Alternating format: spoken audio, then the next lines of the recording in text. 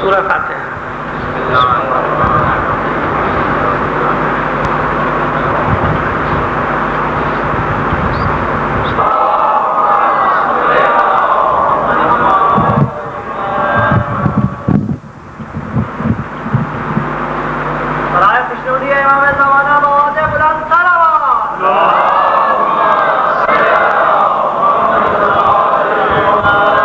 اعوذ باللہ من الشیطان الرجیم، بسم اللہ الرحمن الرحیم، الحمد للہ رب العالمین، الصلاة والسلام علی اشرف الانبیاء والمرسلین، سیدنا و نبینا ابی القاسم محمد وآلہ الطیبین الطاہرین المعصومین، ولعنۃ اللہ علی اعدائہم مجمعین من الآن الی قیام یوم الدین، اما بعد فقد قال اللہ تعالی فی کتابہ المبین وہو اصدق القائلین وقولہ الحق۔ بسم اللہ الرحمن الرحیم، ان اللہ یحب الذین یقاتلون فی سبیلہ صفا کانہم بنیان مرصوص۔ صلوات بھیج دیجیے محمد علیہ۔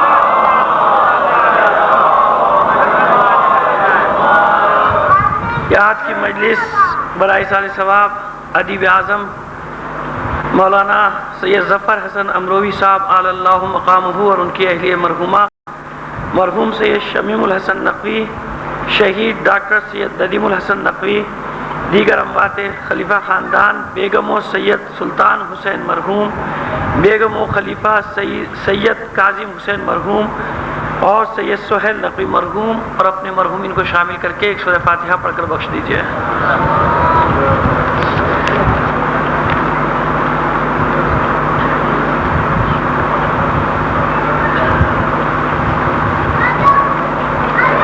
انشاءاللہ مجلس کے بعد بھی آخر میں بھی انہیں اختتام پہ بھی دعا کرا دوں گا، پھر بھی ابتدا میں بھی آپ سے گزارش ہے کہ اپنے تمام مریضوں کے لیے، جہاں کہیں بھی کوئی مریض ہے مومنین، ان تمام کے لیے، خاص طور پر ہمارے حسن مہدی بھائی کے صاحبزادے شبر بھائی اور ان کی صاحبزادی جو مریض ہیں، اور دیگر اس خاندان کے جو مریض ہیں، ان تمام کے لیے دعا کریں بحق بیمار کربلا، ان سب کو شفاء کاملہ عاجلہ۔ تمام مریضوں کی صحت یابی کے لیے بلند آواز سے صلوات بھیج دیجیے۔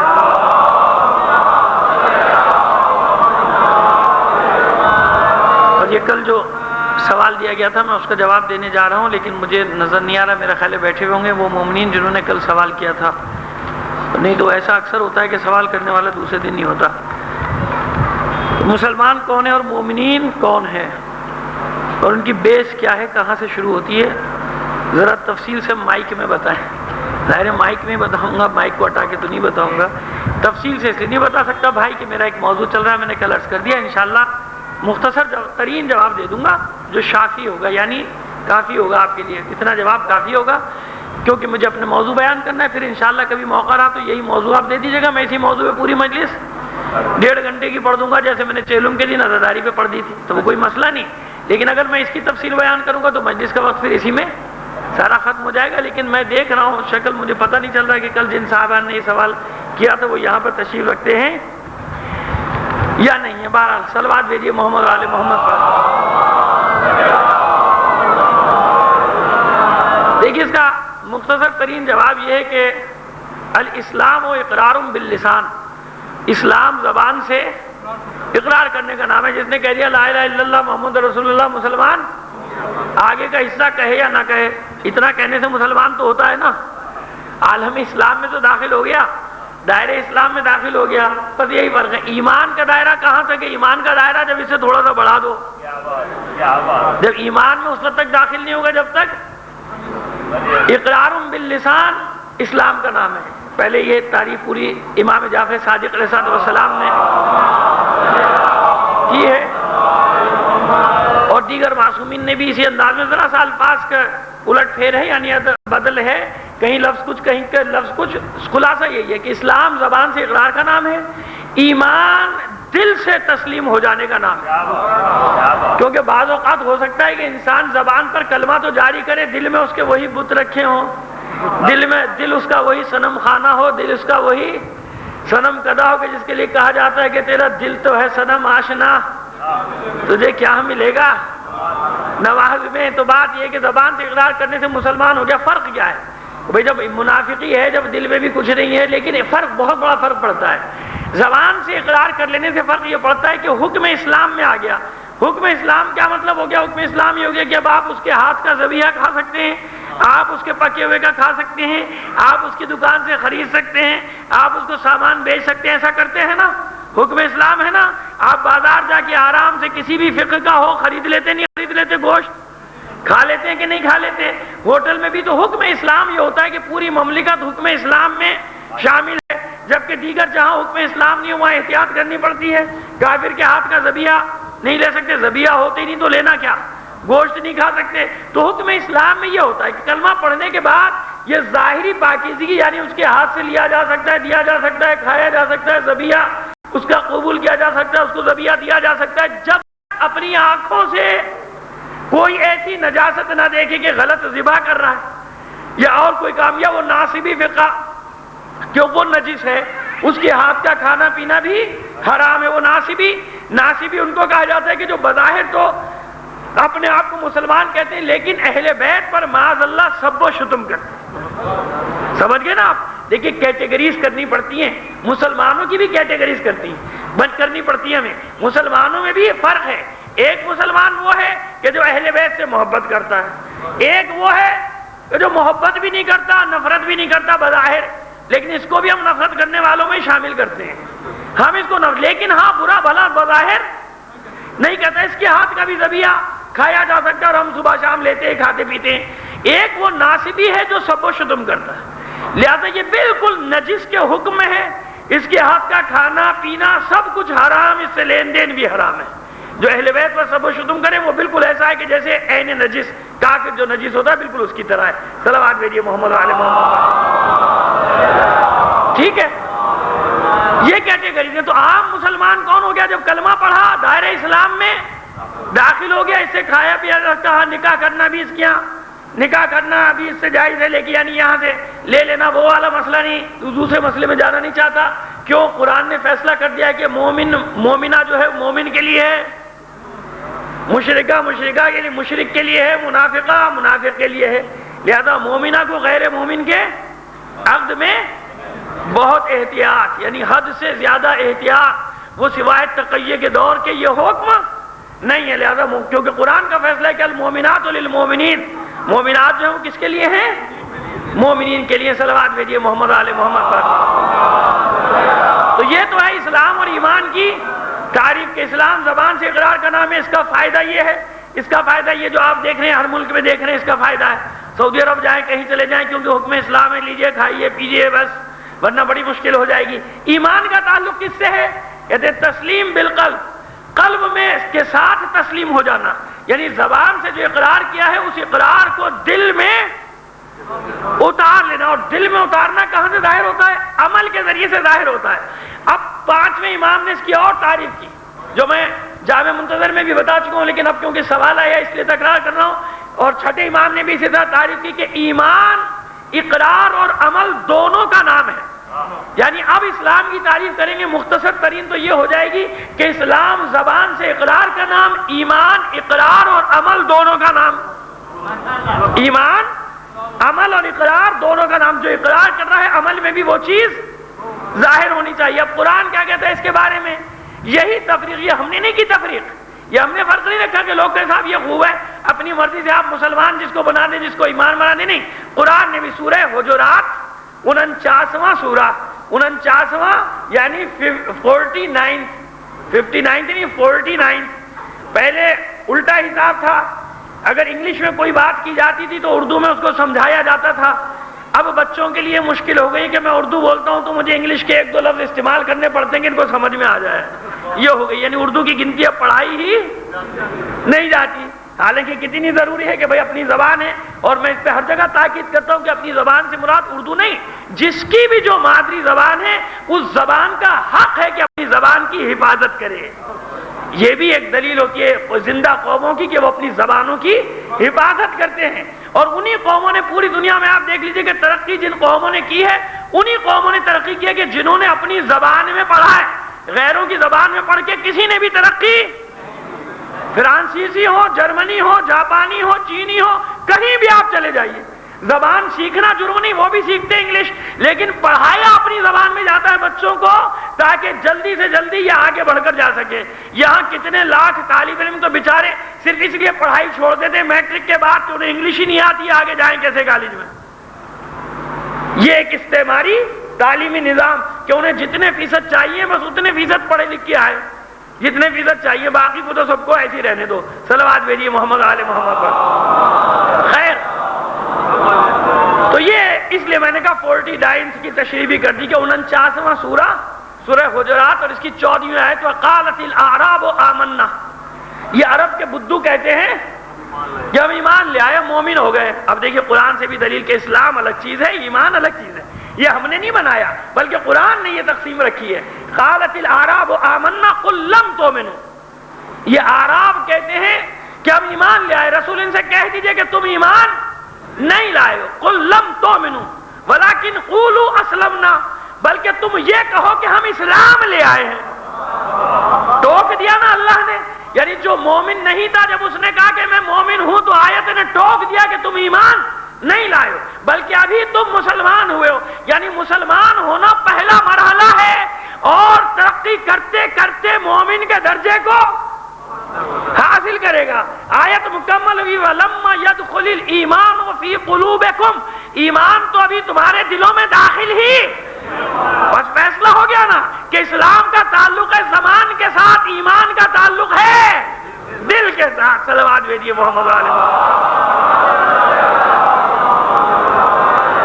پھر جب اور تشریح کرتے چلے جائیں گے تو موضوع نہیں ہے، پھر انشاءاللہ تھوڑا تھوڑا آتا چلا جائے گا، بتاتے چلے جائیں گے کہ ایمان کے لوازمات کیا ہیں، دل میں ایمان آتا کب ہے، کن کن چیزوں کی اقرار کی ضرورت ہے جب انسان کہے کہ میں مومن ہوں، اور جب مومن ہو جائے تو ایک امیر المومنین بھی ضروری ہونا چاہیے۔ تو مومنین کا امیر کیسا ہونا چاہیے؟ جس کے دامن پہ کبھی کفر کا کوئی دھبا،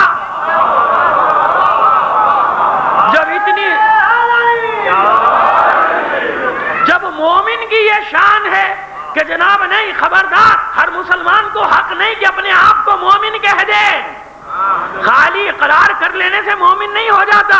مسلمان ہو گئے، کفر سے اسلام میں آ گئے، مومن ہونے کے لیے کتنی محنت، مومن کی کتنی صفات، اس پہ بھی کبھی بات ہو جائے گی کہ مومن کی صفات کتنی بیان کی گئی۔ تو جب مومن کی اتنی صفات قرآن بیان کرتا ہے کہ جن کی تعداد 20 تک 100 صفات تک پہنچتی ہے مومن کی صفات، تو امیر المومنین کتنی صفات کا حامل ہونا چاہیے؟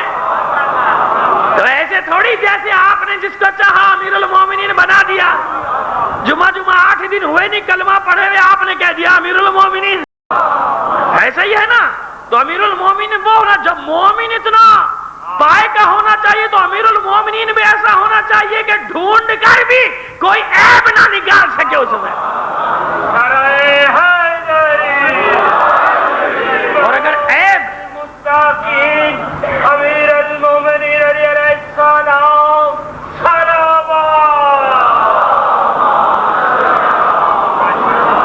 اگر عیب نکالنا چاہے تو تعریف بن جائے۔ یہ مثالیں میں دیتا رہتا ہوں، شاید آج بھی آ جائے۔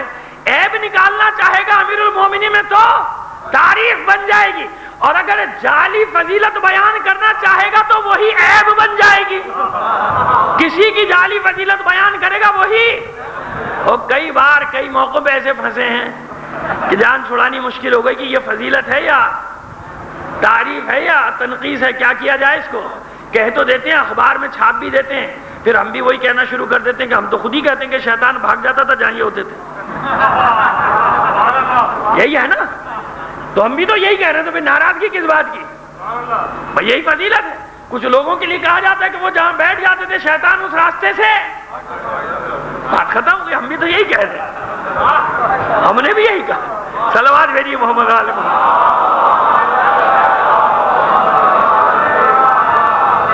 ہم بھی یہی کہتے ہیں کہ جہاں پہ وہ ضرورت ہی نہیں رہتی جس کو نکل جاتا تھا تب کہیں اور چلو، ٹھیک ہے۔ صلوات بھیجیے محمد علیہ۔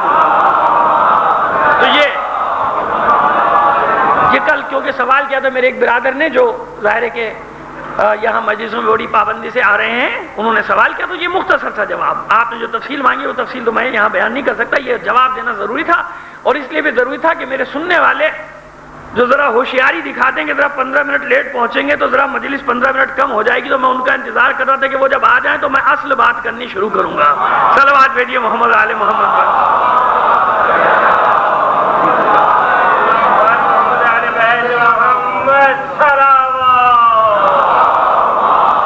آئیے اب آتے ہیں ذرا خندق کی طرف۔ بنی قریظہ سے مطمئن ہے مسلمان، کیوں؟ بنی قریظہ وہ آخری قبیلہ بچا ہے یہودیوں کا جو معاہدے میں شامل ہے، جس نے انکار کر دیا کفار کا ساتھ دینے سے۔ پہلے جتنے بھی تھے بنی غطفان، بنی سلیم، بنی قینقاع، بنی نذیر، یہ سب کفار کے ساتھ معاہدے میں شامل ہو گئے، شریک ہو گئے۔ اور میں نے بتا بھی دیا کہ جو بڑے بڑے سردار تھے وہ ان کے ساتھ شامل ہیں۔ مسلمان ادھر خندق کھود رہے ہیں، 8 چوکیاں بنا دی، خندق کھد چکی، گھر سے مطمئن ہیں، کیوں؟ چوکیوں پہ پہرا ہے، گڑھیوں پہ پہرا ہے۔ ایک گڑھی ایسی ہے جو یہودیوں کے پاس بھی ہے، کعب ابن اسد جو بنی قریظہ کا سردار ہے، اس نے اپنے حصے کی ذمہ داری لی ہے کہ میں یہاں سے دفاع کروں گا مدینے کا۔ لیکن ہوا کیا؟ ابو سفیان نے جب یہ نئی چال دیکھی، پہلی بار کہ خندق کھدی ہوئی ہے، ہم کیسے یہاں سے جائیں گے؟ اب پھر انہوں نے میٹنگ بلائی، کہا کہ اندر سے حامی پیدا کرو۔ جب دشمن باہر سے ناکام ہو جاتا ہے نا تو اندر اپنے آدمیوں کو تلاش کرنا شروع کرتا ہے، اور وہ زیادہ خطرناک ہوتا ہے جب اندر سے حملے شروع ہوتے ہیں۔ وہ زیادہ خطرناک ہے نا، باہر والے کو تو پہچانتا ہے آدمی کہ بھئی یہ میرا دشمن ہے، اندر والا تو اپنی شکل بنائے ہوتا ہے، اس کو کیسے پہچانے گا آدمی؟ اندر والا تو اپنا نام پہ ہوتا ہے، جیسے عبداللہ ابن ابی منافق کہ کلمہ پڑھ لیا، اسلام میں داخل ہو گیا، لیکن ہے تو منافق نا، تو 300-400 آدمیوں کو تو بہکائے ہوئے وہ اپنے ساتھ رکھے ہوئے۔ لہذا حی ابن اخطب کی ڈیوٹی لگائی۔ حی ابن اخطب بنی نذیر کا سردار، جس کا کل میں ذکر کر چکا کہ یہ بنی نذیر کے ساتھ خیبر میں آباد ہوا تھا، اور اسی نے جا کے مکے میں یہ معاہدے کی تشکیل دی تھی۔ ابھی سفیان نے اس کی ڈیوٹی لگائی کہ تو اگر بنی قریظہ کو راضی کر لے، یہودیوں کے اس قبیلے کو، تو اندر سے وہ باہر سے ہم حملہ کریں گے، خط وہ ہماری مدد کرے راستہ بنانے میں۔ حی ابن اخطب رات کی تاریکی میں پہنچا اس گڑھی پر کہ جہاں کعب ابن اسد بنی قریظہ کا سردار موجود ہے۔ دروازہ کھٹکھٹایا، کون؟ کہا کہ میں حی ابن اخطب، کام بتا، کہ تیرے لیے اچھی خبر لایا ہوں۔ کہا کہ نہیں، مجھے تو ایسا لگ رہا ہے کہ تو میرے لیے بدبختی کی خبر لایا ہے، بتا کیا مقصد ہے تیرا؟ کہا کہ سن، تیرے لیے خوشخبری یہ ہے کہ سارے قریش متحد ہو کر مسلمانوں کے مقابلے پر آئے ہیں، اور اب کوئی طاقت مسلمانوں کو بچا نہیں سکتی، تو ہمارا ساتھ دے گا، خوشبختی ہمارا ساتھ دے گی۔ کہا کہ نہیں، میں نے خدا کے رسول سے کوئی خرابی نہیں دیکھی، کوئی برائی نہیں دیکھی، کبھی عہد شکنی نہیں دیکھی، لہذا میں اپنے عہد کو نہیں توڑوں گا، اور تو واپس چلا جا۔ حی ابن اخطب کہتا ہے کہ اچھا میں تیرا مہمان ہوں، دروازہ تو کھول، ہمارا مذہب ایک، دین ایک، قوم ایک، دروازہ تو کھول میرے لیے، نہ مان میری بات۔ بس یہ دروازہ کھولنا غضب ہو گیا، دروازہ کھولا، یہ اندر گیا، چند گھنٹے میں اتنی اس نے چکنی چپڑی باتیں کی، شیشے میں اتار لیا، اور کہا کہ دیکھ میں تجھے بتا رہا ہوں کہ میں تجھے چھوڑ کر نہیں جاؤں گا، اگر کوئی جو بھی انجام ہوگا میں تیرے ساتھ، لیکن آج ہم جیت گئے تو یہ یاد رکھ کے سب سے بڑا حصہ ہمیں، اور تو بھول گیا کہ ہمارے ساری قوم کو یہاں سے جلا وطن ہونا پڑا ہے مسلمانوں کی وجہ سے۔ رات بھر میں شیشے میں اتار لیا بنی قریظہ کو اس نے، اور بنی قریظہ نے خیانت کی، اعلان کر دیا کہ ہمارا مسلمانوں کے درمیان کوئی معاہدہ نہیں ہے۔ اب جب یہ خبر رسول کو پہنچی، رسول کے ساتھیوں نے بہانے سے کہ گھر خالی ہیں بھاگنا شروع کیا۔ اب اندر غیر محفوظ ہو گئے نا گھر، تو قرآن نے منظر کشی بھی کی ہے ان کی کہ گھر خالی نہیں تھے، بلکہ یہ جان بچانے کے خوف سے فرار اختیار کر رہے تھے۔ اور جب یہ حال ہوا گھر غیر محفوظ ہو گئے، یہودیوں نے اندر بغاوت کر دی، سامنے 10,000 کا لشکر، اور رسول نے خوشخبری سنائی فتح کی، روم اور ایران کی فتح کی، تو مذاق اڑانا شروع کیا منافقین نے کہ یہاں یہ حالت ہے کہ اوپر سے نیچے، آگے سے پیچھے سے، چاروں طرف سے دشمن نے گھیر لیا ہے، اور یہ کہتے ہیں کہ روم و ایران پہ تمہارے جھنڈے گڑیں گے، یہ ہمیں وہاں کی فتح کی خبر سناتے۔ یعنی ایک عجیب سی افراتفری پھیل گئی کہ آگے اتنا بڑا دشمن، پیچھے گھر غیر محفوظ، بچے عورتیں غیر محفوظ۔ خدا کے رسول نے سعد ابن معاذ اور سعد ابن عبادہ ان دونوں کو بھیجا کہ جاؤ بنی قریظہ سے بات کرنے۔ انہیں نے سمجھانے کی کوشش کی، انہوں نے کہا نہیں، ہمارا تمہارا کوئی معاہدہ نہیں، ہم معاہدے کو نقص کر چکے، توڑ چکے۔ لہذا اب یہ سخت اقدام، سخت میدان امتحان کا، سردیوں کا موسم، شوال کا مہینہ اس زمانے میں، یہ شوال کا 27 دن محاصرہ، کھانے پینے کے لالے پڑ گئے مسلمانوں کو، 27 دن محاصرہ، جنگ نہیں ہوتی، کیوں؟ وہ ادھر نہیں آ پاتے اور مسلمان اندر ہیں، سلاح پیچھے ہے، سامنے خندق ہے اور اندر یہ انتشار پھیل چکا ہے، منافقین اپنا کام شروع کر رہے ہیں۔ ایسے عالم میں 7 آدمیوں نے جو عرب کے شہ سوار ہیں خندق کو عبور کر لیا۔ کہاں سے عبور کر لیا؟ جہاں سے اشارہ پایا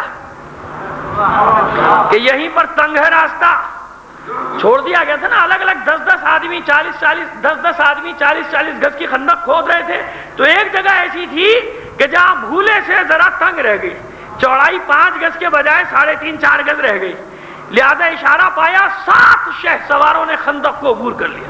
یہ بہت بڑی بات ہے۔ یہاں بھی 2-2.5 ہزار جنگجو مسلمان ہیں، ایسا نہیں ہے، لیکن ان 7 کی شجاعت تو آپ دیکھیں نا کہ وہ 7 خندق عبور کر کے آ گئے۔ پہلا بنی عامر کا عمرو ابن عبدوت، اکرمہ ابن ابو جہل، عمرو کا بیٹا حسن ابن عمرو، نوفل ابن عبداللہ، حبیرہ ابن ابی واحب، یہ تمام افراد اس طرف، زرار ابن خطاب فہری، یہ 7 افراد ٹوٹل، انہی نے خندق کو عبور کیا، ادھر آ گئے اور اس نے ٹہلنا شروع کیا، جیسے کسی کے سینے پر مونگ ڈلتے ہیں نا، ایک طرف سے اپنے گھوڑے لے کے جاتے ہیں، دوسری طرف مسلمانوں کے سامنے کہ آؤ کون ہے ہمارے مقابلے، دیکھو ہم خندق عبور کر کے آ گئے، کون ہے؟ اور پکارتے پکارتے میرا گلا بیٹھا جا رہا ہے۔ اب یہ جنگ مجھے پڑھنے دیجیے گا، اگرچہ کہ تکرار ہو رہی ہے، میں کئی بار پڑھ چکا ہوں، لیکن یہ ہے ایسی چیز کہ اس کو جتنی بار پڑھا جائے اس کا لطف ایک اپنا الگ ہے، جنگ خندق کا۔ صلوات بھیجیے محمد آل محمد۔ کیا کیا جائے؟ تو اب یہ تو ان جنگوں کا ظاہر ہے کہ اپنا ایک لطف ہے، خندق اور خیبر پڑھنے کا، تو میں بھی اسی طرح سے پڑھوں گا جیسے کہ میں پڑھ سکتا ہوں جتنی اچھی طرح، یہ تو نہیں کہہ سکتا کہ حق ادا کر دوں گا۔ اس نے اشعار پڑھنے شروع کیے، میری آواز بیٹھ گئی، تو میں کوئی آتا ہی نہیں میرے مقابلے پر، میں میدان کا مرد ہوں، میں جوان ہوں، اور میرے لیے کھیل ہے یہ موت سے کھیلنا۔ جس نے ادھر پکارا حل میں مبارز، تو رسول نے ادھر کہا من لہذہ الکلب، کون ہے اس کتے کے مقابلے پر جانے والا؟ تو فوراً مولا کائنات کھڑے ہوئے کہتے ہیں انا، میں ہوں، انا لہو یا نبی، یا نبی اللہ فانا لہو، میں اس کے لیے ہوں خدا کے رسول کا، بیٹھ جاؤ۔ پہلے ذرا سب کی حالت تو تاریخ میں محفوظ ہو جائے، پہلے ذرا تاریخ سب کی کیفیت تو لکھ دے کہ حالت یہ تھی کہ جب عمر ابن عبدوت نے للکارا تو ایسا سکتہ طاری ہو گیا تھا جیسے سروں پر پرندے بیٹھے ہوں۔ اور یہ سروں پر پرندے بیٹھنے کا محاورہ جانتے ہیں کب استعمال ہوتا ہے؟ اردو میں بھی استعمال ہوتا ہے کہ ایسی خاموشی جیسے سر پہ کسی نے پرندہ بٹھا دیا ہو۔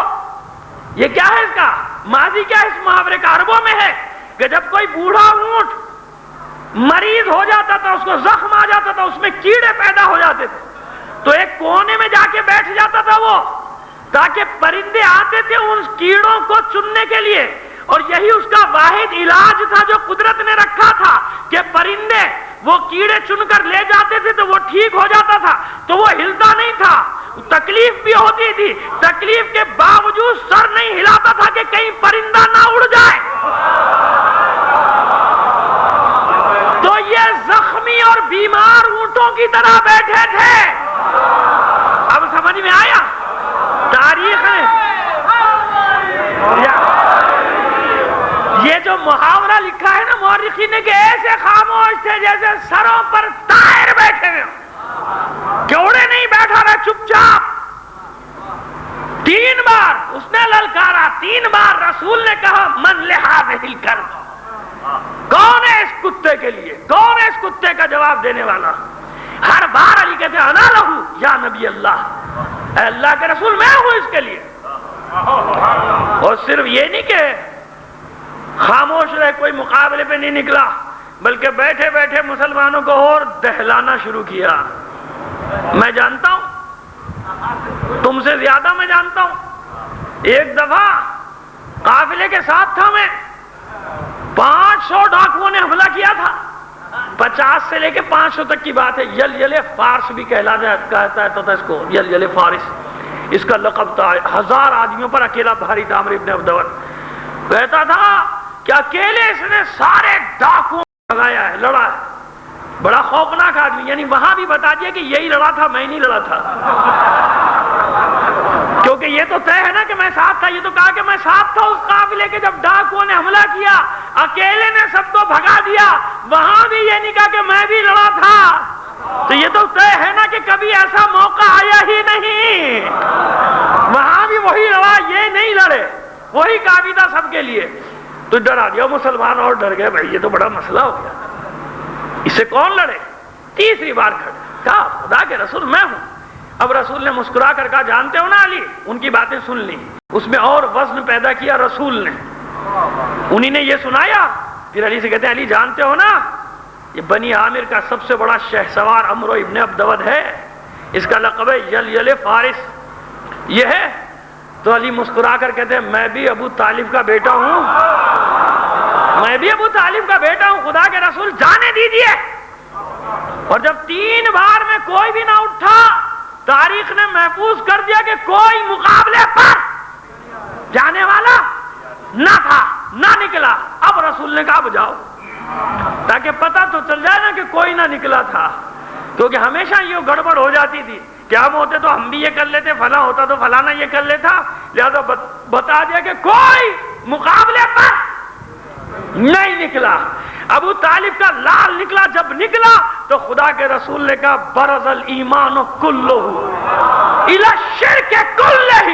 پروردگار یاد رکھنا تمام شرک کے مقابلے پہ تمام ایمان جا رہا ہے.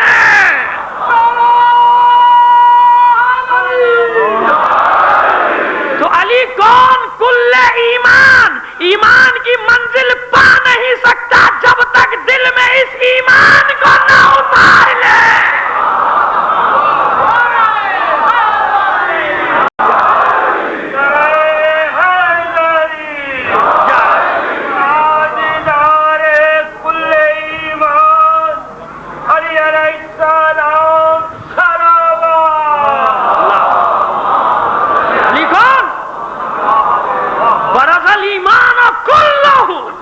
ایمان جو کچھ بھی ہے یہ جا رہا ہے. رسول نے یہی کہا نا برز الایمان کلہ.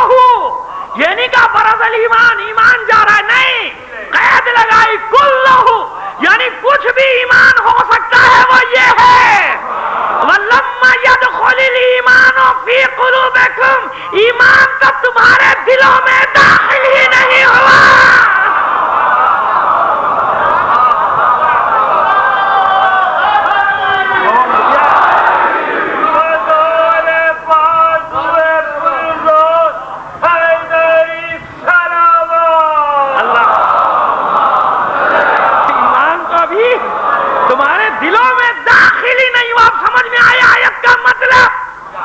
زبان سے اقرار کرنا اسلام, دل میں علی کو اتارنا ایمان.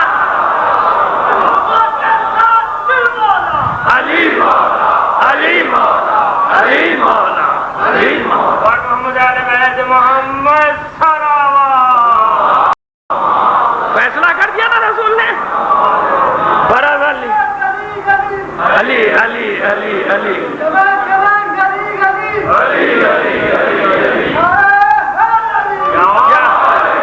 تو فیصلہ کر دیا نا. مل کر ذرا بلند آواز سے صلوات بھیج دیجئے. فیصلہ کر دیا خدا کے رسول نے برز الایمان کلہ الی الشرک کلہ. ادھر جو کچھ بھی ہے وہ شرک ہے, ادھر جو کچھ بھی ہے وہ. اب سمجھ میں آیا کتنی بار کتنے انداز سے بتاؤں کہ معصومین میں سے ہر ایک نے کہا کہ لوگوں کے دلوں پر ہماری حکومت ہے, کیونکہ ہم ایمان ہیں. جب تک دل میں نہ اترے مومن نہیں بنتا. جب تک ہم دل میں نہ ہو ایمان کی منزل ملتی ہی نہیں, حاصل ہی نہیں ہوتی. گئے اور پھر دعا کی, جو دعا کل میں نے نقل کی تھی, بار الہا بدر میں تو نے عبیدہ کو مجھ سے لیا, احد میں حمزہ کو لیا, اب یہ میرا قوت بازو علی، مجھے علی کی طاقت سے محروم نہ کرنا، علی کی طاقت سے محروم نہ کرنا۔ چلے علی، دیکھا عمرو ابن عبدوت نے، جانتا ہے پھر بھی پوچھا کون ہو؟ کہا علی ابن ابی طالب، ابو طالب کا بیٹا علی۔ اور چلتے چلتے جواب دیا تھا، کیونکہ جب وہ للکار رہا تھا تو بےتاب تو ہو رہا تھا نا علی، للکار رہا، چیلنج کر رہا ہے کہ میری آواز بیٹھ گئی چیختے چیختے، کوئی جواب نہیں دیتا۔ سن رہے ہیں علی اس کے یہ الفاظ، ادھر اجازت ملی، اسی کی زمین میں، اسی کے قافیہ اور ردیف میں علی جواب دیتے ہوئے چلے، ٹھہر جا، جلدی نہ کر،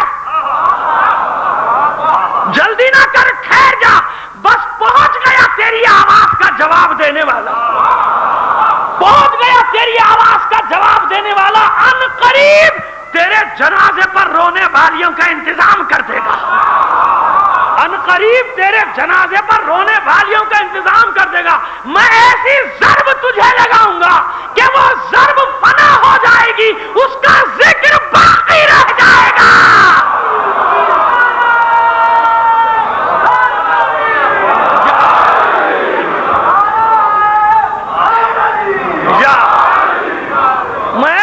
ضرب سے تیرا خاتمہ کروں گا کہ وہ ضرب تو فنا ہو جائے گی، مگر اس کا ذکر قیامت تک باقی رہ جائے گا۔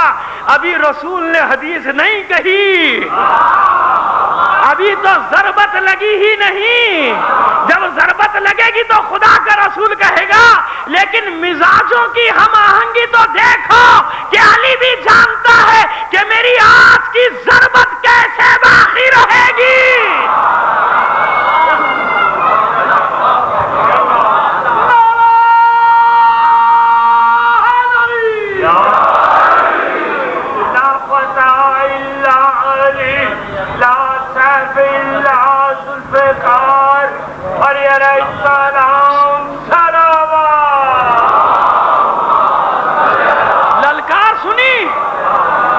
للکار سن کر دہل گیا تھا عمرو ابن عبدوت۔ کون؟ علی ابو طالب کا بیٹا۔ کہ تم سے نہیں لڑوں گا، جاؤ۔ کیوں؟ کہ تمہارے بابا سے میری دوستی تھی، اپنے چچاؤں میں سے کسی کو بھیجو، میں نہیں چاہتا کہ اپنے دوست کے بیٹے کو قتل کر دوں، میں نہیں چاہتا اپنے دوست کے بیٹے کو قتل کر دوں۔ مولا کائنات نے کہا لیکن میں بہت چاہتا ہوں کہ تجھے قتل کر دوں، ولیکن احب اقتلک، لیکن میں یہ محبت رکھتا ہوں، میں یہ چاہتا ہوں کہ تجھے قتل کر۔ سنا ہے کہ تیرے سامنے 3 باتیں رکھی جائیں تو ایک مان لیتا۔ عمرو نے کہا کہ ہاں، کہ اچھا تو میں تجھے اسلام کی دعوت دیتا ہوں، پہلے اسلام قبول کر لے، میں تجھ سے نہیں لڑوں گا، اسلام قبول کر لے، میں تجھ سے نہیں لڑوں گا۔ کہا نہیں، یہ نہیں ہو سکتا کہ میں اپنے آباء و اجداد کے دین کو چھوڑ کر نیا دین اختیار کر لوں۔ نہیں۔ اچھا تو پھر واپس چلا جا، پھر بھی تجھے نہیں ماروں گا، واپس چلا جا، واپس چلا جا۔ یہ سارے آپشن رکھے نا علی سامنے، واپس چلا جا، نہیں قتل کروں گا۔ کہ یہ جوان مردی کے خلاف ہے، وہ بھی شہ سوار ہے نا۔ کہا کہ یہ شجاعت کے خلاف ہے، چلا جاؤں تاکہ ہمیشہ عورتیں تانے دیتی رہیں کہ میں میدان سے فرار ہو گیا۔ ان سے اچھا تو یہ تھا جی، اب یہ کن سے اچھا یہ آپ بہتر جانتے ہیں، صلوات بھیجیے محمد آل محمد پر جی۔ انہوں نے تو عورتوں کے تانوں کی بھی پرواہ نہیں کی تھی بھاگتے وقت، تو ان سے اچھا تو یہ کافر نکلا۔ کہتا اچھا ساری زندگی عورتوں کے تانے سنتا رہوں کہ میدان سے بھاگا تھا؟ تو انہوں نے کہا بس پھر آجا گھوڑے سے نیچے۔ کہا کیوں؟ کہا کہ ہاں مقابلہ کرتے ہیں، پھر لڑتے ہیں۔ تیسری بات یہ، اب عورتوں کو راستہ بچا نہیں۔ غصے میں اترا اپنے گھوڑے سے، اور اترنے کے بعد اپنے گھوڑوں کی کونچی یعنی ٹانگیں کاٹ دی۔ اس کا مطلب یہ تھا کہ واپسی کا راستہ بند۔ یہ بھی اتنا بڑا شہ سوار ہے، معمولی انسان تو نہیں ہے۔ کہا واپس نہیں جاؤں گا، یا مار کے یا مر کے جاؤں گا۔ اتنے تیش میں آیا اور دوسرا وار اپنے گھوڑے کی گردن پہ کیا۔ نفسیاتی حربہ بھی استعمال ہوتا ہے نا، تاکہ سامنے والے کو پتا چل جائے کہ کیسا شمشیر زن ہے میرے سامنے۔ مقابلہ شروع ہوا، وار کیا، پہلا وار کا موقع دیا علی نے، وار کر، تاکہ تیری طاقت بھی تاریخ میں رہ جائے کہ کتنا طاقتور تھا۔ یہ بھی کوئی عام پہلوان نہیں تھا، کیسا وار تھا اس کا کہ ڈھال کو چیرتا ہوا مولا کی پیشانی پر لگا ہے۔ کیسی ڈھال ہوگی مولا کی؟ یعنی اتنی طاقت تھی اس کے ہاتھ میں کہ اس نے جب مارا ہے مولا نے ڈھال سے روکا، ڈھال کو چیرتا ہوا وار پیشانی پر، تلوار چلنی شروع ہوئی، کسی کو کچھ نہیں پتا کہ کیا ہوا، کیوں؟ گرد و غبار کا ایک طوفان جس نے گھیر لیا، صرف تلواروں کے کھنکنے کی آوازیں آ رہی، صرف تلواروں کی بجلیاں چمک رہی ہیں اور اسی کی کڑک لوگ سن رہے ہیں کہ اچانک ایک بار آواز بلند ہوئی، اللہ اکبر۔ ادھر یہ آواز بلند ہوئی، رسول اپنی جگہ سے کھڑے ہو کر کہتے ہیں اللہ اکبر۔ سمجھ گئے مسلمان کے نتیجہ کیا ہوا ہے جنگ کا، سب نے نعرہ لگایا اللہ اکبر۔ اب جو گرد و غبار چھٹا تو ایک آواز مسلمانوں نے سنی، انا علی وابن عبد المطلب الموت خیر للفتى من الحرب، میں عبد المطلب کا بیٹا علی ہوں اور موت جوانوں کے لیے بہتر ہوتی ہے کہ میدان کو پیٹ دکھا کر چلے جائیں۔ یعنی آپ نے دیکھا، اب ایک آپ کو عجیب اتفاق بتانا چاہتا ہوں، جنگ حنین میں جب سب فرار ہوئے تو وہاں بھی علی نے جب رسول نے اپنا تعارف کرایا تو یہی کہہ کر کرایا تھا، انا النبی واقف انا ابن عبد المطلب، اس میں کوئی جھوٹ نہیں کہ میں اللہ کا رسول ہوں، اور سن لو کہ میں عبد المطلب کا بیٹا ہوں۔ جہاں بھی شجاعت کا میدان آیا، علی نے بھی اپنے کافر دادا، کرے کوئی فخر اپنے کافر دادا پہ؟ کیوں نہیں کرتے لوگ اپنے کافر داداؤں کا ذکر؟ کیوں رسول کرتا ہے اپنے کافر دادا کا ذکر؟ اسی لیے بتانے کے لیے کہ تم یہی نہیں سمجھ سکے کہ کفر اور ایمان کا معیار کیا ہے، اس لیے عبد المطلب کا نام علی نے لیا کہ میں اسی عبد المطلب کا بیٹا ہوں جو ابرہہ کے لشکر کے مقابلے میں اکیلا کھڑا ہو گیا تھا۔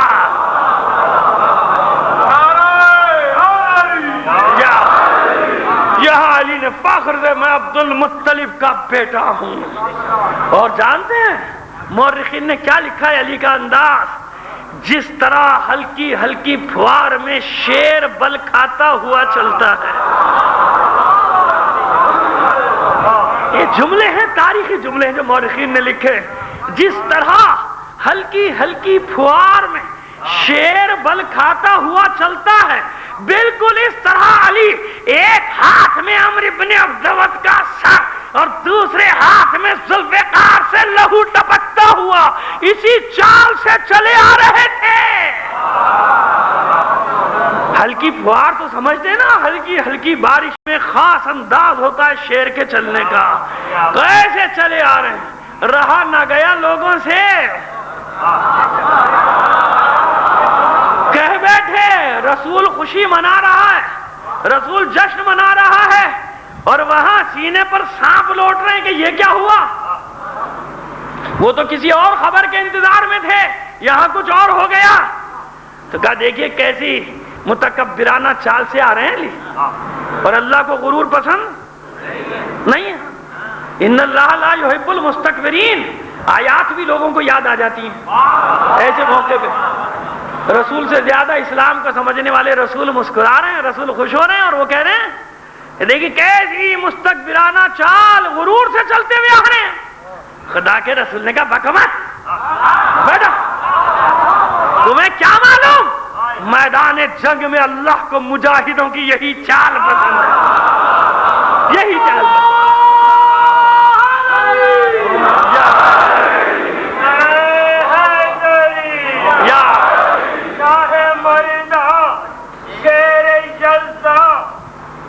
قوت پروردگار علی علیہ السلام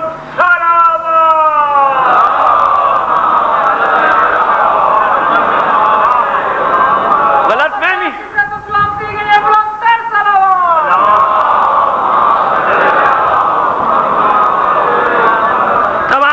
کی صحت و سلامتی کے لیے بلند آواز سے صلوات بھیجیے محمد.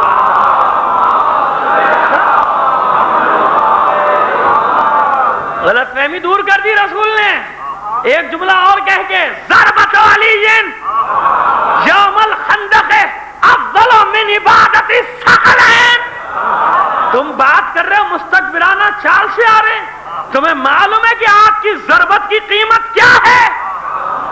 آج کی علی کی ضربت کونین کی عبادتوں سے افضل، ثقلین کی عبادتوں سے افضل، جن و انس کی عبادتوں سے افضل ہے. کیوں؟ اس لیے کہ پہلے کہہ دیا تھا کہ کل شرک کے مقابلے میں کل ایمان جانا.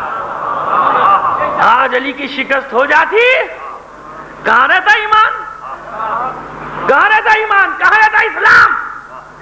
کہاں بچتی نمازیں؟ کیوں؟ اب علی کے بعد تو کوئی لڑنے والا ہے ہی نہیں. تو اس لیے رسول نے بتا دیا کہ اس کی فتح پر دار و مدار ہے تمام نمازوں کا. ایک جملہ اور کہتا ہوں، وہ کہوں جب تک نہیں کہوں گا بات مکمل نہیں ہوگی. تو اتنی تو بات سمجھ میں آ گئی کہ علی کی تلوار عبادتوں کی گردن پہ نہیں چلی تھی، کہ علی نے تلوار چلا دی، عبادتیں ختم. کونین کی عبادتوں سے ایک ضرب افضل. افضل کا مطلب یہ ہے کہ اب عبادتوں کی ضرورت نہیں رہی. تو یہ گردن پہ کس کی تلوار چلی؟ عمر ابن عبدوت کی ہے عبادتوں کی؟ نہیں، یہ تو ضمانت دی اللہ نے اور اللہ کے رسول نے کہ اس ضربت نے قیامت تک کی عبادتوں کو بچا لیا، مٹایا نہیں. اگر یہ ضربت نہ ہوتی تو عبادتیں مٹ جاتی. اس ضربت نے قیامت تک کے سجدوں کو بچا لیا، نمازوں کو بچا لیا، روزوں کو بچا لیا، حج کو بچا لیا، مٹایا نہیں تھا. صلوات بھیجیے محمد علی محمد.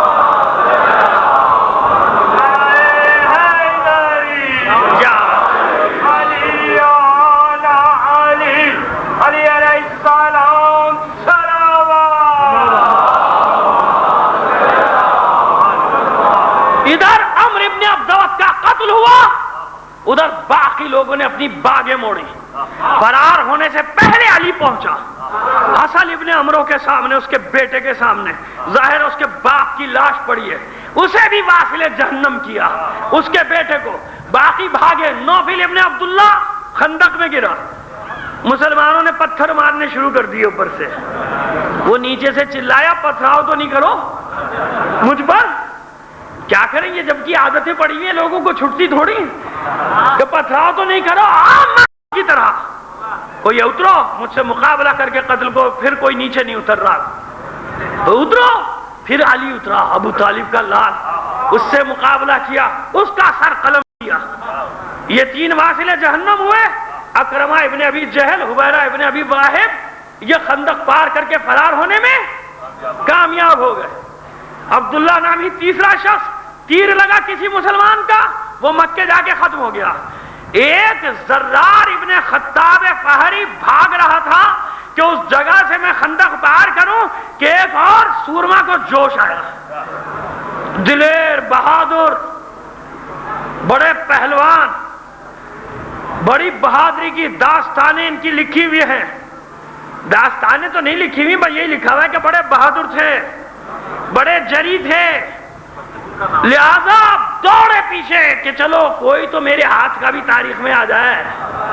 مرا ہوا دوڑے تلوار لے کے پیچھے. وہ بیچارہ اور تیز دوڑا ہے زرار ابن خطاب فہری کہ میرے پیچھے علی ہے، میرے پیچھے علی ہے. بہت دیر بعد اس کے ہوش بحال ہوئے، ہوش و آواز بحال ہوئے تو اس نے سوچا کہ علی تو بھاگنے والے کے پیچھے آتے.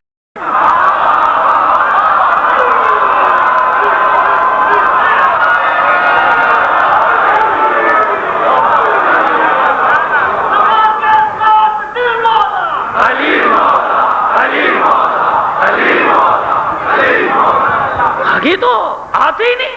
پہلے تو بیچارہ خبط الحواس ہو چکا تھا، بھاگے چلا جا رہا تھا کہ علی پیچھے میں نے دیکھا تھا کیسے مارا ہے تین کو. لیکن اس کے بعد اس نے سوچا کہ یہ تو بھاگنے والے کے پیچھے نہیں ہوتے. اب جب اس نے سوچا کہ علی نہیں تو پھر کوئی بھی ہو، اس نے بھی اپنا نیزہ بالکل سیدھا کیا کہ اب جو بھی ہو اسے گراؤں گا. اور اسپیڈ میں بھاگ رہے تھے دونوں ایک دوسرے کے. اس نے وہیں سے اپنا گھوڑا اسی تیزی سے, سپاہی تھا, موڑا. اب اس نے جتنی اسپیڈ سے موڑا, انہیں ڈبل اسپیڈ سے اپنا گھوڑا موڑا. انہیں یہ توقع نہیں تھی کہ یہ مڑے گا, اور اس نے کہا اچھا تم, ہلکا سا چپ ہو کے چھوڑ دیا نے رجا. تو نشان سلوات بھیجیے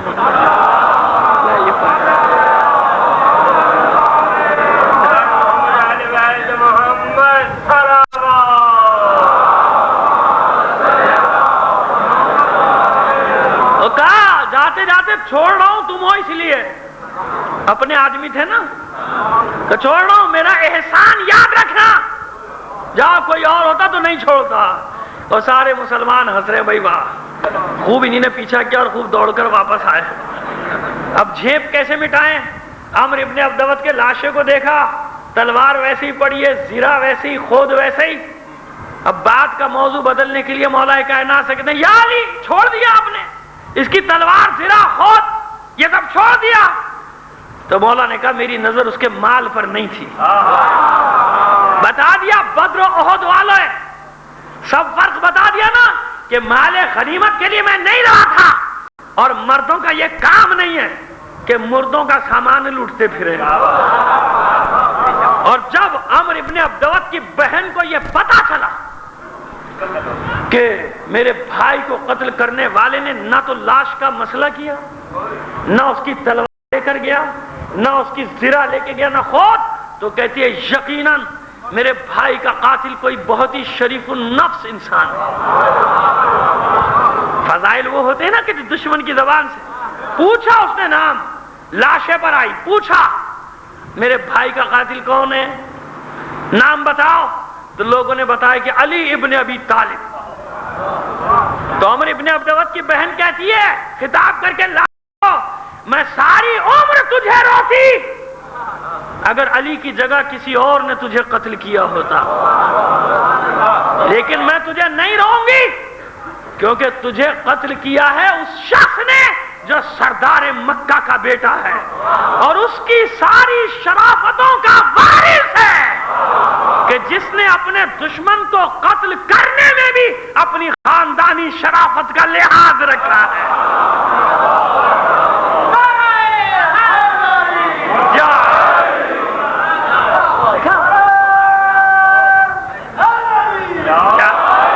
چاہتا تو علی اپنے چچا حمزہ کا بدلہ لیتا کہ نہیں لیتا, رسول بدلہ لیتے کہ نہیں لیتے.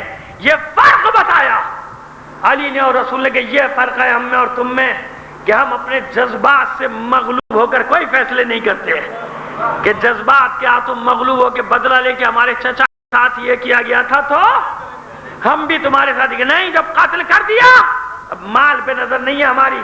اور یہ اتنے ان کے قیمتی افراد ہیں, نوفل ابن عبداللہ, عمرو ابن عبدوت اور حسن ابن عمرو, کہ وہاں سے پیغام بھیجا گیا کہ ہم ان کا زر دینے کو تیار ہیں, مال دینے کو تیار ہیں, ہمارے لاشیں ہمیں دے دیے جائیں.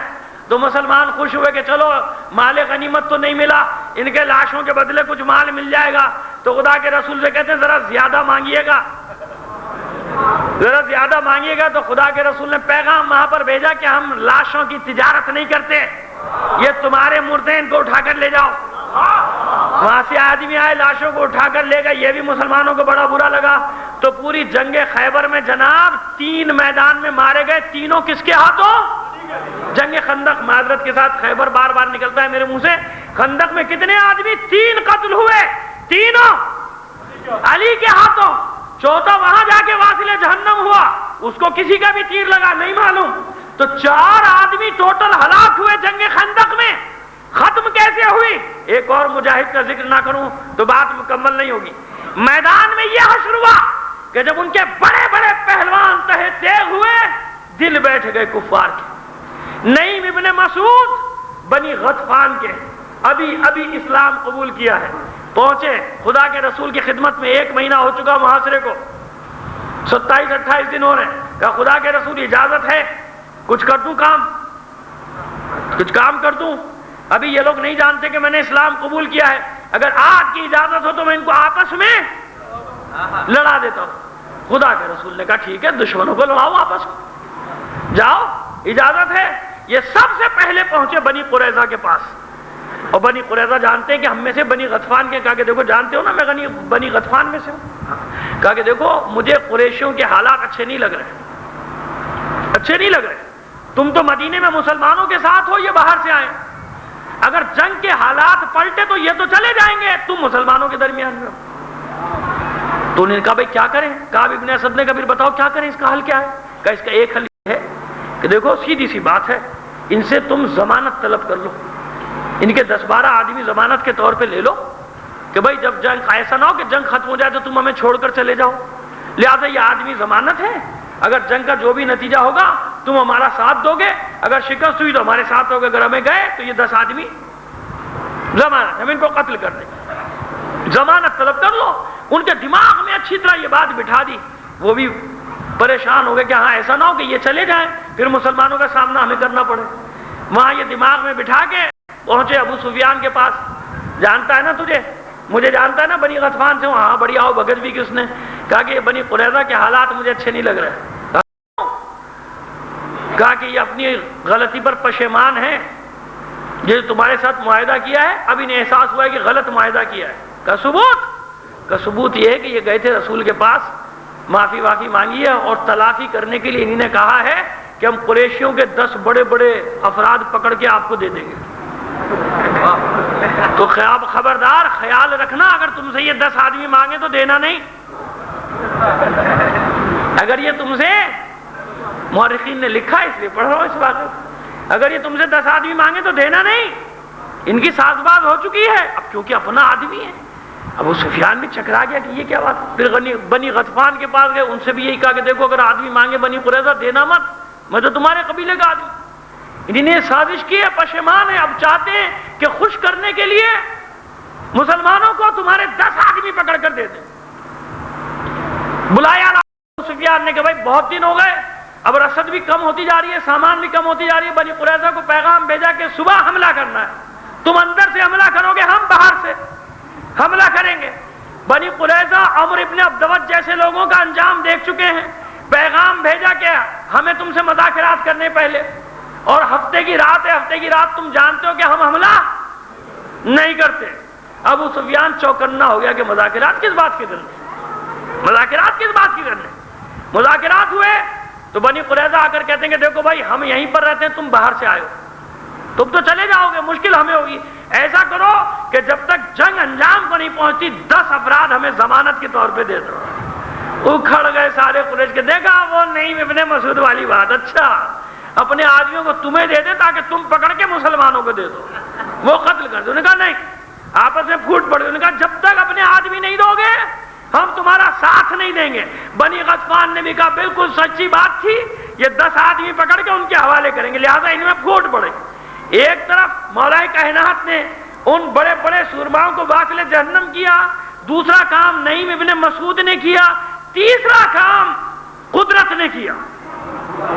اور وہ کام کیا کیا کہ رات کو, سردی کی رات ہے, خدا کے رسول نے آواز, تم میں کوئی ہے جو خندق کے ادھر کی خبر لائے. لوگوں نے کہا سردی ہے, بہت سردی ہے. 3 بار رسول نے پکارا, کوئی خبر لا کے دینے والا نہیں تھا. مولا کائنات سے بار بار کہتے تھے تم بیٹھے رہو, پہلے ان کا تو پتہ چل جائے کہ ان میں سے کوئی جانے والا ہے کہ نہیں. تبری نے لکھا کوئی صحابیوں میں سے رات کو لحاف سے نکلنے کو تیار. اب جو بھی رہا ہو, سردی ہے صبح دیکھیں گے, گرمی ہے بعد میں دیکھیں گے, یہ سارے بہانے بازیاں چلا کرتی تھی. خدا کے رسول نے کہا اچھی خبر دینا چاہتا ہوں, اللہ نے بھیج دی ہے مدد, کیونکہ اتنے دن استقامت کی, رات کو آندھی چلی, برتن الٹ گئے, کیڑوں کی یلغار, ٹڈیوں کی یلغار, آخر سارا نظام درم برم ہو گیا. ادھر آپس میں پھوٹ پڑ گئی. بنی غطفان, بنی قریظہ, احزاب کی ایک ایک کر کے لوگ جانے لگے. آخر ابو سفیان کہتا کہ اب سوائے واپسی کے کوئی راستہ نہیں رہا. صبح جو مسلمان اٹھے, خندق کے باہر کچھ بھی نہیں, بس تھوڑا سا دھواں باقی رہ گیا تھا. وہ جو آگ لگی تھی وہاں اس کا تھوڑا سا دھواں تھا, باقی اور کچھ بھی نہیں. کہا یہ کیا ہوا؟ کہا اسی کے لیے تو تمہیں رات کو اٹھا رہا تھا, جو ڈر کے مارے تم اٹھ کے جا نہیں دیتے خبر لانے کے لیے, کہ مجھے خبر مل چکی تھی کہ اللہ کی مدد آپ پہنچی. تو ادھر سے مردانگی دکھائی، ادھر سے شجاعت دکھائی، ادھر سے تدبیر دکھائی. جب تدبیر بھی ہوئی، شجاعت بھی ہوئی، تو پھر اللہ کی مدد آئی. بیٹھے بٹھائے اللہ کی مدد نہیں آیا کرتی. جب تک تدبیر نہیں کرو گے، جب تک شجاعت سے کام نہیں لوگے. یہی خلاصہ ہے ساری تقریروں کے پیغام کا. ایک شجاعت ورثہ ہے ہمارا، ایک علم ورثہ ہے. تدبیر بھی ہماری ہے، تقدیر بھی ہماری. لکھے ہوئے کو بدل دیتی ہیں قومیں اگر تدبیر اور شجاعت سے کام لیں، ثابت قدمی سے کام لیں، تدبیر سے کام لیں، عقل کا استعمال کریں، علم کا استعمال کریں. اپنی صلاحیتوں کو آپس میں خرچ کرنے کے بجائے دین کی خدمت کے لیے استعمال کریں تو لکھا ہوا بھی تقدیر کا بدل جایا کرتا ہے. عزیزو، ہر جنگ میں یہی پیغام ہے، ہر جنگ کا یہی پیغام، ہر جنگ کا یہی پیغام کہ جب تک تدبیر نہیں ہوگی، شجاعت نہیں ہوگی، غیبی مدد. ختم کرنا چاہتا ہوں بیان کو یہیں پہ. اب بنی قریظہ کا انجام کل، اب یہاں تک بات پہنچ گئی نا. دیکھا آپ نے بنی قریظہ نے خیانت کی، یہ آخری قبیلہ. اب ان کے ساتھ کیا ہوا یہ انشاءاللہ کل آپ کو بیان کر دیں گے. اس کے بعد پھر صلح حدیبیہ اور خیبر تک پہنچ گئے تو پہنچ گئے کوئی جنگیں، لیکن پس منظر اب سامنے آتا چلا جائے ایک تسلسل کے ساتھ کہ کیا ہوا، کیوں ہوا، کیسے ہوا. پوری جنگ میں کتنے مرے؟ 3، اور چوتھے کو ملا لے تو 4. کتنی بڑی بڑی جنگیں ہو چکی ہیں. میں تو ٹوٹل لکھتا جا رہا ہوں، آپ بھی لکھتے جائیے. 84 دونوں طرف کے مقتولین بدر کے، 92 دونوں طرف کے مقتولین احد کے، 4 خندق کے، 6 متفرقہ، 200 نہیں بنے ابھی تک ٹوٹل. جنگ خندق تک پہنچ گئے آپ، ٹوٹل 200 نہیں بنے. اس لیے میں نے کہا میں پورا ٹوٹل کر کے آپ کو بتا دوں گا کہ لوگ کہتے ہیں خوریزی سے پھیلا اسلام، کہ 10 سال کی 109 لڑائیوں میں ٹوٹل 1250 مقتولین ہیں جناب. شہید بھی ملا کے اور ان کے مقتولین کفار کے بھی ملا کے، یعنی 109 لڑائیوں کے مقتولین کتنے؟ فی جنگ 10 آدمی نہیں بنے، فی جنگ 11 آدمی نہیں بنے. بتائے دنیا ایسی محتاج جنگیں کہ اس طرح سے کسی نے جنگیں کی ہو کہ ناروا خون نہ بہایا جائے، عورتوں کا نہ نہ بہایا جائے، بچوں کا خون نہ بہایا جائے، جو میدان چھوڑ کے بھاگ جائیں ان کا خون.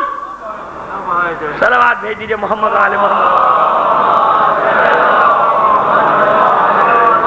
یہ فرق ہے نا، یہ ہے وہ شجاعت کی داستانیں کہ جن سے یہ جنگیں پر ہیں. اور ایک عجیب بات، یہ تو ظاہر ہے کہ اللہ کی طرف سے ہماری طرف سے تھوڑی ہے.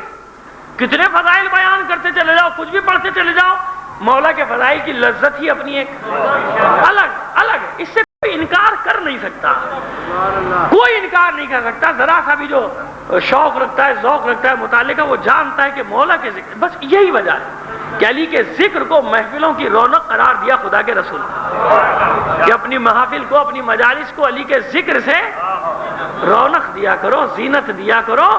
علی کا ذکر خود عبادت ہے. علی آقا، علی مولا، علی علیہ السلام صلوات. تو یہ معرکہ کب ہوا؟ شوال ہجری 5 تک کی لڑائیوں کو پہنچ گئے. غزوہ بنی قریظہ کل آپ کے سامنے آ جائے. تو مولا کائنات کی ایک ضربت نے کیا کام کیا؟ اس جنگ کا حاصل کیا ہے؟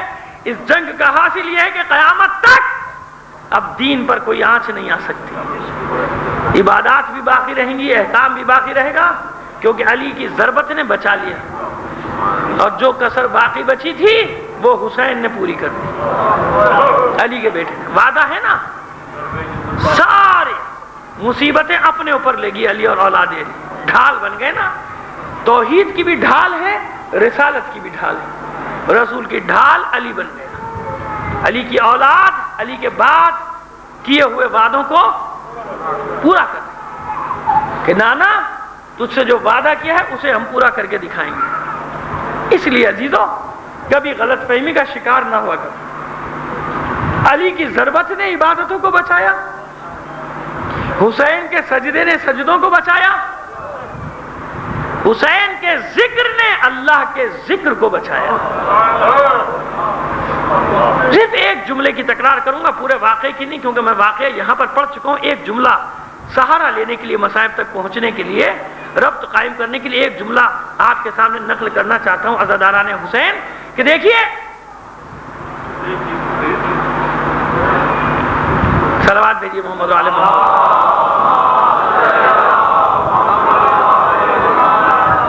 ایک بار اور صلوات بھیج دیجیے.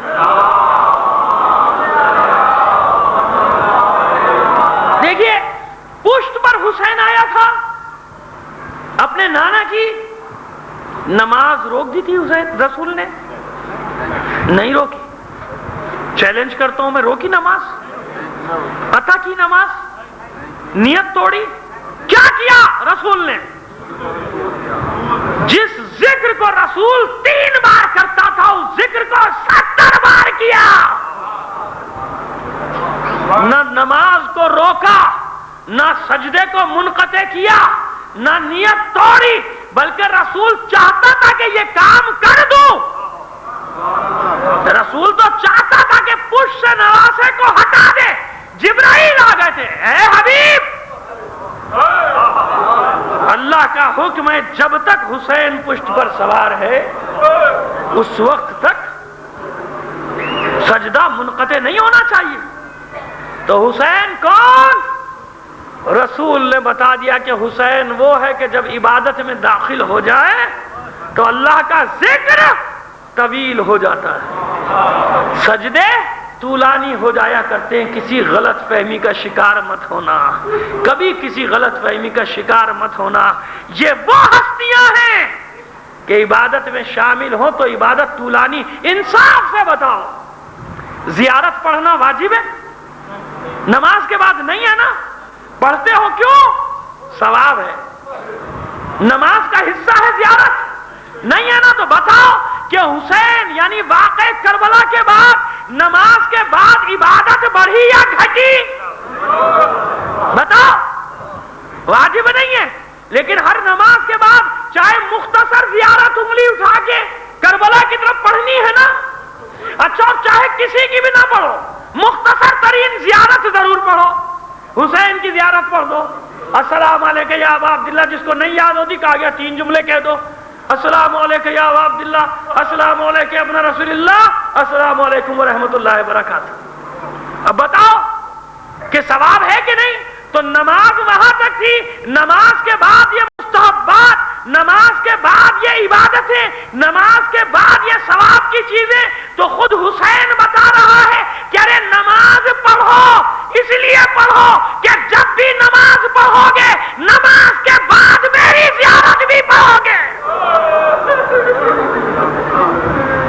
اتنی چھوٹی چھوٹی باتیں سمجھ میں نہیں آتی لوگوں کی، اس پر بحث کرتے ہیں. ارے اس لیے پڑھو کہ مومن کی پہچان یہ ہے کہ جب نماز ختم کرے گا اپنے مولا کی زیارت پڑھے گا کہ نہیں. تو پھر حسین نے، بلکہ اللہ نے انتظام کیا دن میں کتنی بار مجلس کرنے کا. اللہ نے انتظام کیا نا.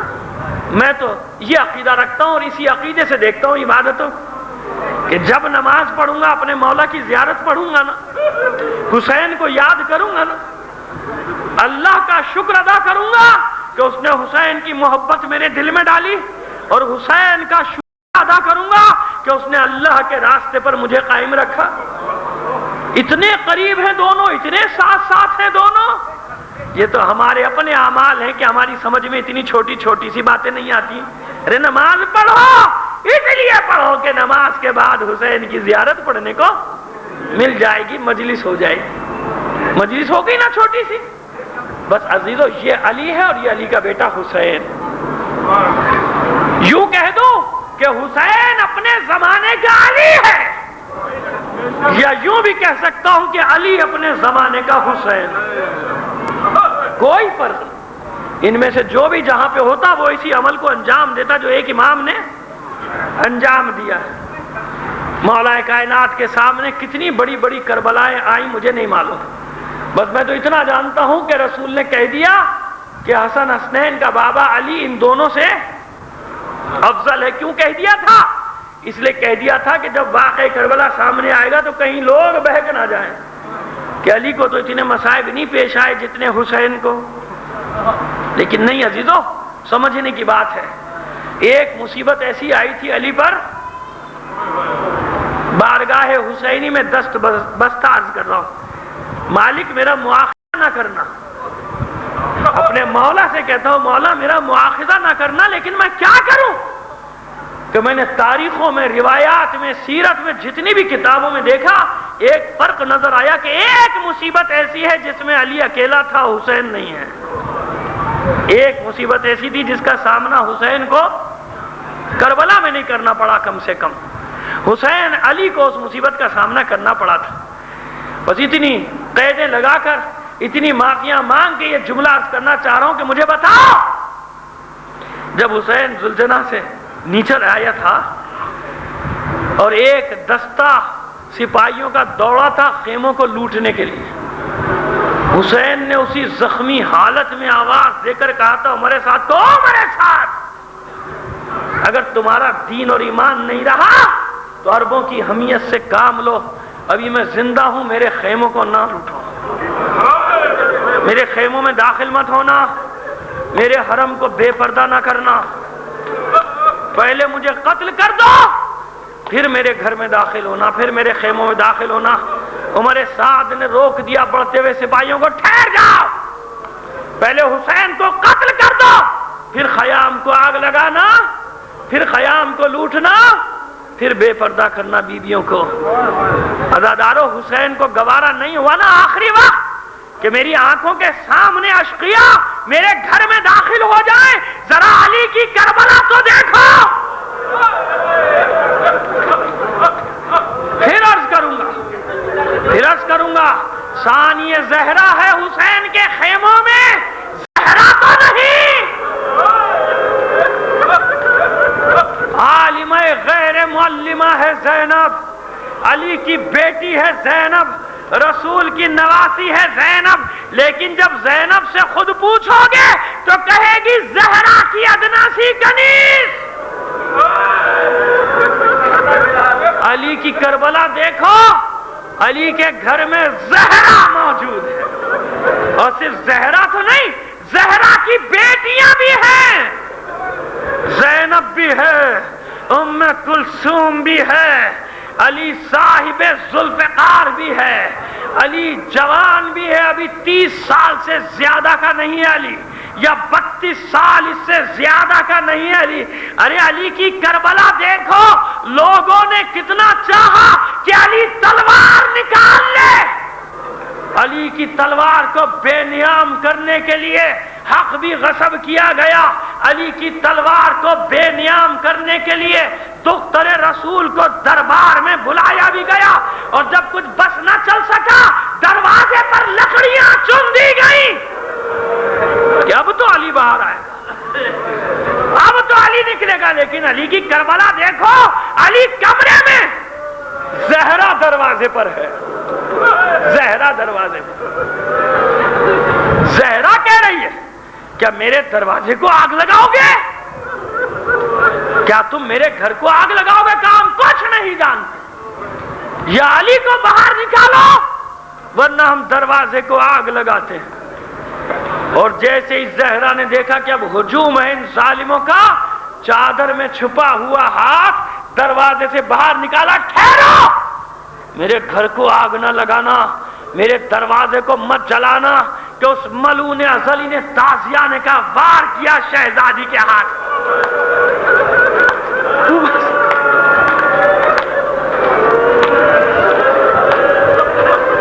حسین موجود ہے نا گھر میں، حسن موجود ہے، بچے دیکھ رہے ہیں اپنی ماں کی مظلومیت کو، علی کے سامنے سب کچھ ہو رہا ہے. تڑپ کر مادر حسین نے ہاتھ اندر کھینچ لیا، ایک فریاد بلند کی، کچھ بس نہ چل سکا شہزادی کا، دروازے سے پشت لگا کے کھڑی، بلیوں سے دھکا دیا جا رہا ہے دروازے کو کہ دروازہ گرایا جائے، آگ لگا دی گئی. بس ختم کیا، اس سے زیادہ میں نہیں پڑھ سکتا. شہزادی کے مصائب میں نے رکھ لیے کسی اور وقت کے لیے. میں تو یہ بتانا چاہ رہا ہوں کہ علی گھر میں ہے کہ نہیں، اس لیے ابوہما افضلہما علی افضل افضل ہے دونوں بچوں سے، علی افضل ہے۔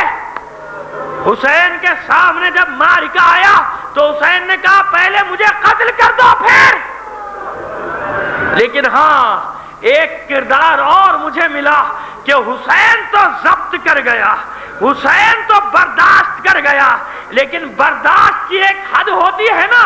عباس نے ہر مرحلے پہ قوت برداشت کا مظاہرہ کیا، عاشور کے دن تک برداشت، تحمل، صبر۔ حسین نے کہا جنگ نہیں کرنی، عباس نے جنگ نہیں کی، صرف پانی لانے کا حکم دیا، پانی لے کر آیا۔ لیکن بازار کوفہ اور شام میں ایک منظر اور ایسا ہے جو بھولنے والا نہیں، اور وہ کون سا منظر ہے کہ سب کے سر نیزوں پر ہیں۔ ثانیہ زہرا کی عظمتوں کو ہمارا سلام، ہماری جان قربان شہزادی آپ پر کہ جسے عباس جیسا بھائی ملا ہو۔ زینب کیوں ناز نہ کرے، کیوں مان نہ کرے اپنے بھائی پر؟ ارے اس کی وفا کا عالم تو دیکھو۔ ماں نے ایک بار بچپن میں کہہ دیا تھا بیٹا تو کنیز زادہ ہے، یہ آقا زادے ہیں، خبردار کبھی شہزادیوں کی طرف نگاہ اٹھا کر بھی نہ دیکھنا۔ ارے یہ قید زندگی تک تھی نا، سارے حکم زندگی تک ہوتے ہیں، لیکن یہ عباس ہے، ماں کی وصیت کو کیسا یاد رکھا۔ مرنے کے بعد، شہید ہونے کے بعد بھی عباس کو ماں کی وصیت یاد ہے۔ جانتے ہیں آپ سارے سر نیزے کی نوک پر، نیزوں کی نوکوں پر ہیں، ایک سر ہے جو گھوڑے کی گردن میں ہے۔ حیران ہوئے لوگ، پوچھتے تھے لوگ کوفے کے بازار میں ارے یہ کس کا سر ہے، اسے نیزے پہ بلند کیوں نہیں کیا، اسے گردن میں کیوں ٹانگا ہے؟ جواب دیا جاتا تھا ارے جب اس سر کو نوک نیزہ پر بلند کرنا چاہتے ہیں یہ گر جاتا ہے۔ جب اس سر کو بلند کرنا چاہا یہ سر گر جاتا ہے۔ کس کا سر ہے؟ کہا عباس ابن علی کا۔ ارے دو وجہ ہیں کہ جن کے سبب سے سر نوک نیزہ پر نہیں رہتا۔ عباس کو ڈر ہے کہیں ہجوم میں میرا سر مولا کے سر سے بلند نہ ہو جائے، کہیں ایسا نہ ہو کہ جس نیزے پر میرا سر ہو وہ نیزہ بلند ہو جائے۔ اور دوسرا سبب یہ رہا ہوگا ماں نے منع کیا تھا بیٹا کبھی آنکھیں اٹھا کر شہزادیوں کی طرف نہ دیکھنا۔ عباس کو ڈر ہے کہ اگر نیزے پر اثر ہوا کہیں ایسا نہ ہو کسی وقت میرے چہرے کا رخ اس طرف ہو جائے جہاں ناکوں پر سیدانیاں ہیں، جہاں ناکے پر زینب بیردہ ہے، جہاں ناکے پر ام کلثوم بیردہ ہے۔ الا لعنت اللہ علی القوم الظالمین وسيعلم الذين ظلموا أي منقلب ينقلبون۔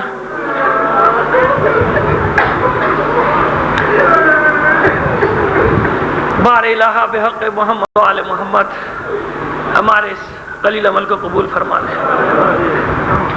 نیاجات اپنے امام زمانہ کے توسل سے تیری بارگاہ میں پیش کر دیں۔ دنیا میں جہاں کہیں بھی مومنین آباد ہیں ان کی جان و مال، عزت آبرو کی حفاظت فرما۔ عزاداران حسین کو اپنے حفظ و امان میں رکھ۔ جو مومنین عزادار ہونے کے جرم میں شہید کر دیے گئے انہیں شہدائے کربلا کے ساتھ محشور فرما۔ جو اسیر ہیں اسیران کربلا کے صدقے میں انہیں رہائی عطا فرما۔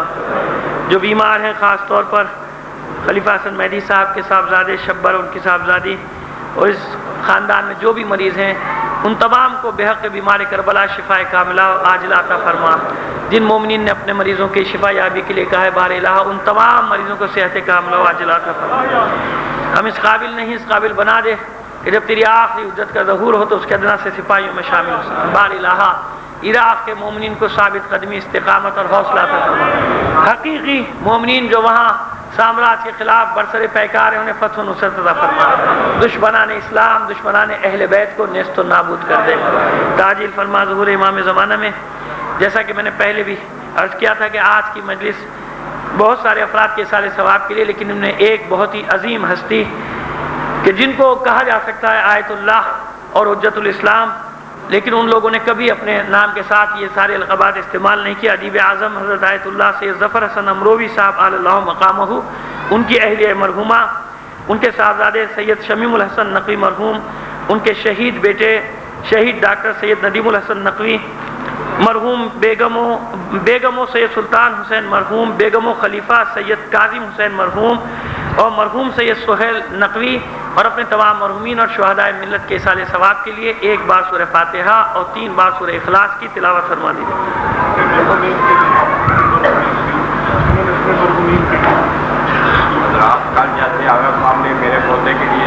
ان کے پوتے کا آپریشن ہوا ہے، دعا کریں کہ اس کا پلاسٹر بندھا ہوا ہے کہ جب وہ کھلے تو انشاءاللہ بالکل صحت مند ہو، بحق بیمار کربلا.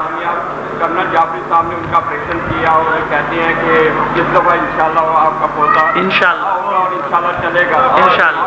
شہزادہ علی اصغر کے صدقے میں، شہزادہ علی کے صدقے میں اللہ کو بچے کو الہیہ. یہ ہمارے ایک اور برادر مومن نے اپنے مرحومین کے ایصال ثواب کے لیے بھی کہا ہے، ان کے مرحومین کے لیے اور اپنے تمام مرحومین کو ایک بار پھر شامل کر کے ایک سورہ فاتحہ کی تلاوت فرما دیجیے.